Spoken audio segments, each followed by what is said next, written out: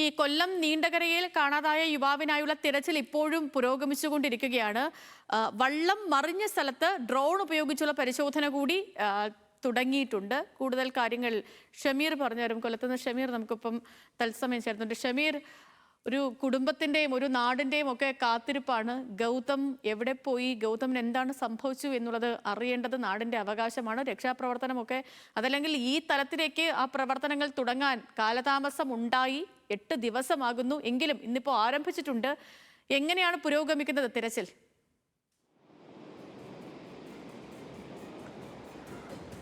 സിധു, നമ്മുടെ സംവിധാനങ്ങളുടെ ഏറ്റവും വലിയ പിഴവാണ് ഇക്കഴിഞ്ഞ ദിവസങ്ങളിലൊക്കെ തന്നെ ഉണ്ടായത്. കഴിഞ്ഞ വെള്ളിയാഴ്ചയാണ് ഗൗതമിനെ ഈ നീണ്ടകര നമ്മൾ നിൽക്കുന്ന ഈ അഴിമുഖത്തിന് ഏതാണ്ട് 10 നോട്ടിക്കൽ മൈൽ അപ്പുറത്ത് വെച്ച് കാണാതാകുന്നത്. ആ ബോട്ട് അവർ സഞ്ചരിച്ചിരുന്ന വള്ളം മറിഞ്ഞ് 14 പേർ കടലിൽ പോകുന്നു. ഒപ്പം തന്നെ ഗൗതമിൻ്റെ അച്ഛനും മുത്തച്ഛനും മരണപ്പെടുന്നു.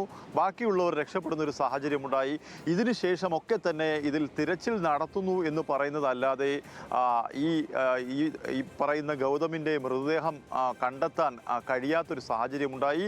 അങ്ങനെ കഴിഞ്ഞ ദിവസമാണ് ഗൗതമിൻ്റെ അമ്മ ഇത്തരത്തിൽ നീണ്ടകര കോസ്റ്റൽ പോലീസ് സ്റ്റേഷന് മുമ്പിൽ എത്തി പ്രതിഷേധിച്ചതോടുകൂടിയാണ് ഇപ്പോൾ വീണ്ടും ഊർജിതമായ ഒരു തിരച്ചിലിലേക്ക് തന്നെ നമ്മുടെ സംവിധാനങ്ങൾ പോകുന്നത്.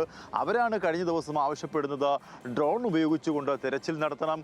ഒപ്പം തന്നെ ഈ ബോട്ട് മറിഞ്ഞ ഭാഗത്ത് വലയ്ക്കുള്ളിലാങ്ങണം ഈ മൃതദേഹം കുരുങ്ങിയിട്ടുണ്ടോ, അല്ലെങ്കിൽ ഈ പറയുന്നത് പോലെ ഏതെങ്കിലും കല്ലിനിടയിൽ മൃതദേഹം കുടുങ്ങിയിട്ടുണ്ടോ എന്ന് ഡ്രോൺ ഉപയോഗിച്ച് പരിശോധിക്കണമെന്ന് കുടുംബം ആവശ്യപ്പെടുമ്പോഴാണ് നമ്മുടെ ഫിഷറീസ് വകുപ്പ് അതിൽ ഉണർന്ന് പ്രവർത്തിക്കാൻ തയ്യാറാവുകയും ഇന്നിപ്പോൾ ആ ഡ്രോൺ ഉപയോഗിച്ചുകൊണ്ടുള്ള പരിശോധന ആരംഭിക്കുകയും ചെയ്തത്. 2 ഡ്രോണുകളാണ് ഇപ്പോൾ നീണ്ടകര അഴിമുഖത്തിന് സമീപവും നീണ്ടകര തുറമുഖത്തിന് സമീപവും തിരച്ചിൽ നടത്തുന്നത്. ഒപ്പം തന്നെ മറൈൻ എൻഫോഴ്സ്മെൻറ്റിൻ്റെ ബോട്ടുകൾ രാവിലെ ഒരു ബോട്ട് തിരച്ചിലിനായി പോയിട്ടുണ്ട്. രണ്ടാമതൊരു ചെറിയ ബോട്ട് തിരച്ചിലിനായി കടലിലേക്ക് ഇറങ്ങിയിട്ടുണ്ട്. അങ്ങനെ ഒരു വ്യാപകമായ തിരച്ചിൽ നടക്കുന്നു. ഒപ്പം തന്നെ ഗൗതമിനെ കണ്ടെത്താത്തതിൽ വ്യാപകമായ പ്രതിഷേധം തീരമേഖലയിൽ ഉണ്ടാകുന്നു. തീരമേഖലയിൽ ആകമാനം ആ പ്രതിഷേധം അലയടിക്കുകയാണ്. കൊല്ലത്തെ ചെറു ഹാർബറുകളായ നീണ്ടകര, വാടി തുടങ്ങിയ തുറമുഖങ്ങളിലൊക്കെ തന്നെ പ്രതിഷേധമുണ്ട്.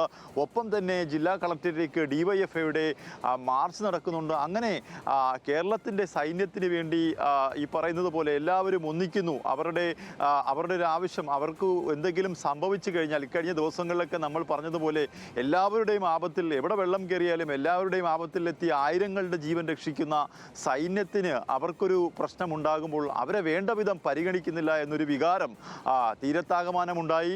അത് നമ്മുടെ സമൂഹത്തിലാകമാനം ഇന്നലത്തോടുകൂടി ഉണ്ടായിട്ടുണ്ട്. ആ വികാരം പ്രതിഫലിപ്പിക്കുന്നതിൻ്റെ ഭാഗമായിട്ടാണ് ഈ പ്രതിഷേധങ്ങൾ തീരമേഖലയിലൊക്കെ ഉണ്ടാകുന്നത്. അതെന്തായാലും 10 മണിയോടുകൂടി തന്നെ ആ പ്രതിഷേധങ്ങളൊക്കെ തന്നെ നടക്കും. നമ്മളിപ്പോൾ നിൽക്കുന്ന സ്ഥലം, അതായത് തിരച്ചിൽ നടക്കുന്ന സ്ഥലമാണ്. അതായത് നമുക്ക് പുറകിലാണ് കോസ്റ്റൽ പോലീസിൻ്റെ മറൈൻ എൻഫോഴ്സ്മെൻറ്റ് സ്ക്വാഡും ചേർന്ന് പരിശോധന നടത്തുന്നത്. ഒപ്പം തന്നെ ഏറ്റവും പ്രധാനപ്പെട്ട കാര്യം, നേവിയുടെ തിരച്ചിലുമായി ബന്ധപ്പെട്ട് നേവിയെ തിരച്ചിലിനായി ക്ഷണിച്ചിരുന്നു. പക്ഷേ നേവി ഇവിടെ എത്തിയില്ല, പരിശോധന നടത്താൻ എത്തിയില്ല എന്നൊരു ആക്ഷേപം കൂടി ഈ അവസരത്തിൽ ഉണ്ടാകുന്നു. എന്തായാലും നേവി തിരച്ചിൽ നടത്താത്തത് വലിയ ഖേദകരമായ സംഭവമായിട്ടാണ് നമുക്ക് കാണാൻ കഴിയുന്നത്. സേതു. ഓക്കെ ഷമീർ, കുറച്ച് വൈകിയാണെങ്കിലും ഇപ്പോൾ ആ തിരച്ചിലൊക്കെ ആരംഭിച്ചിട്ടുണ്ട്.